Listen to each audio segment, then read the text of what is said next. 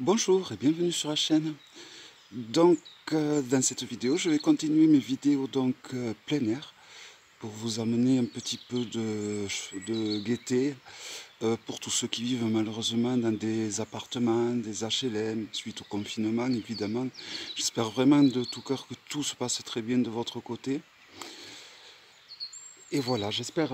C'est un petit peu tard, je crois qu'il est 20h, non, 19h30, donc le soleil est bien parti. Mais bon, on va voir. Je crois qu'il faut pas trop de luminosité en fait, hein, quand on fait des vidéos à l'extérieur. Puis j'ai pas trop une caméra qui s'adapte à cet effet. Donc je vais vous présenter un oracle, la voie de la découverte intérieure, les cartes ombre de lumière de Mathilde Ricol aux éditions Guy Trédaniel. Un très joli coffret. C'est un oracle donc de développement personnel, coffret solide. C'est pas du tout un oracle divinatoire, mais c'est un oracle que je conseillerais tout de même à tous ceux qui souhaitent tirer les cartes aux autres qu'à eux-mêmes. Donc il a un guidebook très conséquent, très épais. Je ne vais pas m'étendre sur le sujet, de 227 pages. Je vais vous montrer tous les tirages que vous pouvez faire quand même avec.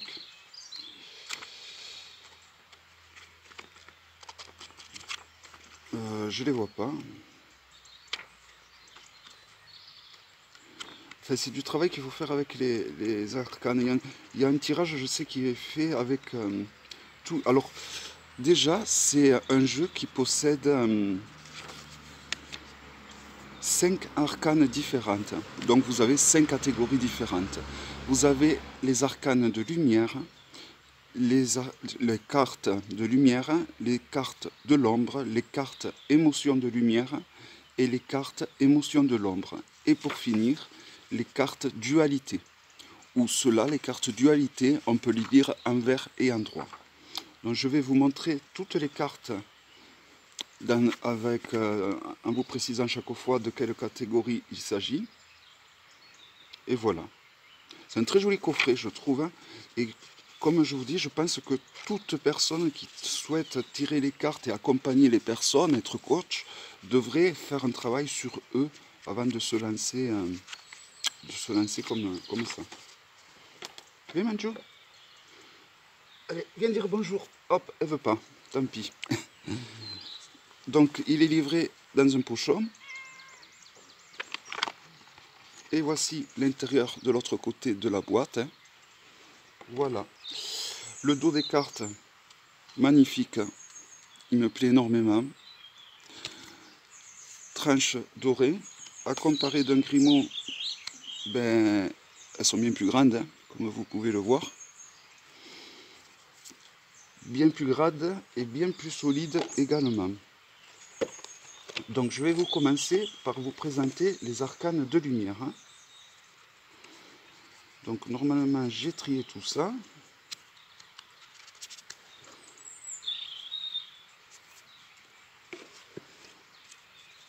Alors vous allez voir, c'est des arcanes en noir et blanc. Donc ceux qui aiment les dessins en noir et blanc vont être servis.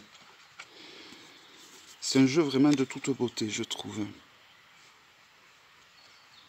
Donc vous avez le numéro de l'arcane et le titre en bas. Donc là, comme je vous ai dit, il s'agit des arcanes de lumière. Je ne l'ai pas encore essayé ce jeu, car c'est un cadeau de Noël.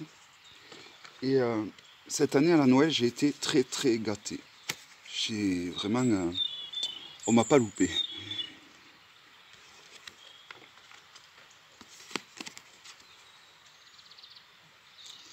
Et je trouve que les dessins sont simples. Mais je les trouve très beaux. Ils sont très épurés. Mais ils sont d'une beauté vraiment magnifique.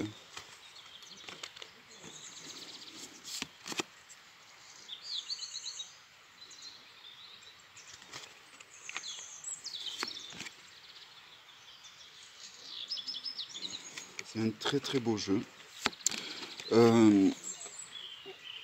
Si je devais choisir entre celui-là et celui que je vous ai présenté dernièrement, l'Oracle des Ombres, je choisirais l'Oracle des Ombres pour le côté graphique.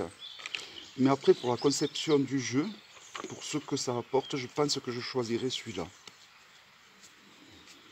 Donc maintenant, je vais vous présenter les arcanes de l'ombre.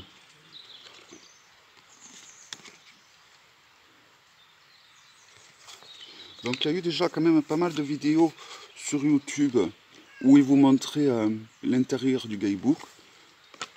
Mais voilà, comme déjà de par les catégories que je suis en train de vous citer, vous pouvez faire par exemple 5 tas, un tas arcane ombre, un tas arcane lumière, un tas arcane émotion d'ombre, un tas arcane émotion de lumière et un tas égaux. Et vous piochez donc une arcane de chaque tas et vous allez voir donc les conseils avec le guidebook que ça peut vous apporter. Donc je trouve que l'idée est très intéressante. Et je ne suis pas du tout branché oracle. Ce genre d'oracle, en général, ce n'est pas ma tasse de thé. Les oracles de développement personnel, j'aime pas spécialement, quoi.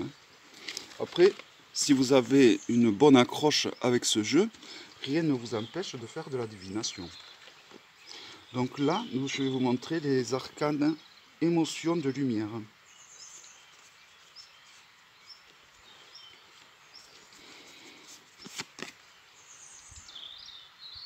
Donc n'hésitez pas à faire pause si vous voyez que je vais trop vite. C'est parce que je suis dans une région où quand le soleil s'en va et que la nuit tombe, eh bien, ça va très vite. Donc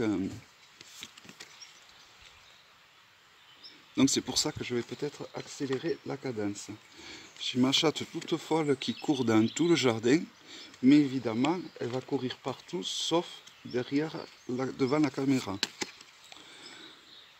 Angeline, viens. Elle vient me voir. Je trouve que ces dessins en noir et blanc, tout épuré comme ça, sont vraiment magnifiques.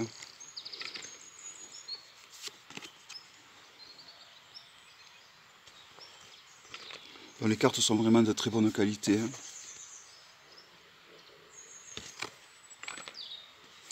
Et voici la dernière arcane de la série des émotions de lumière. Donc maintenant, je vais vous montrer les émotions de l'ombre.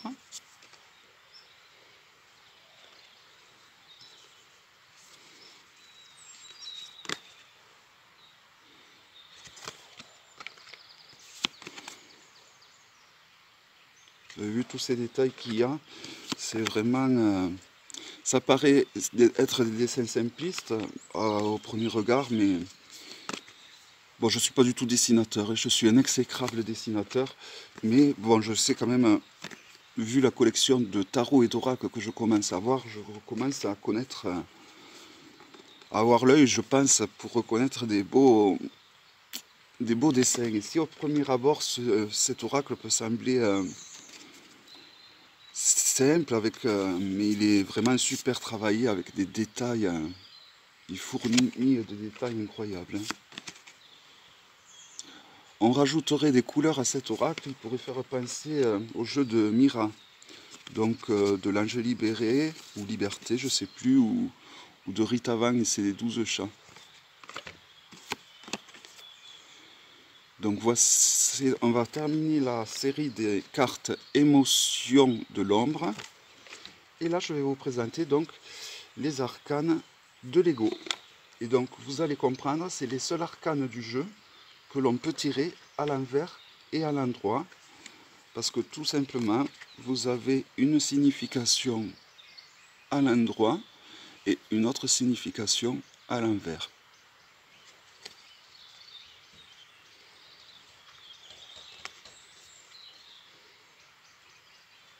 Il se peut que j'ai fait sauter quelques cartes, car comme je n'ai jamais utilisé, les cartes collent entre elles.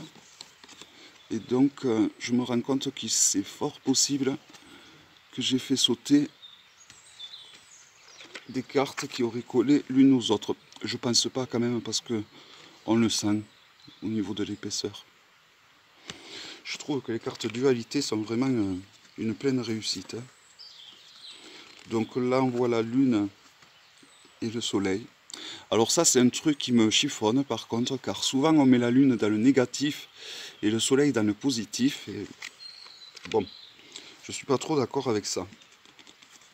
Je vois pas pourquoi la lune serait négative et le soleil positif. Encore une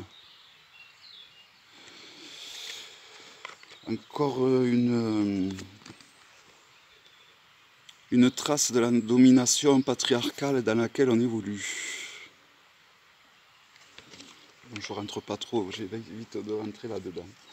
Et voilà la dernière arcane, donc l'égoïsme et la générosité. Voilà, donc il s'agissait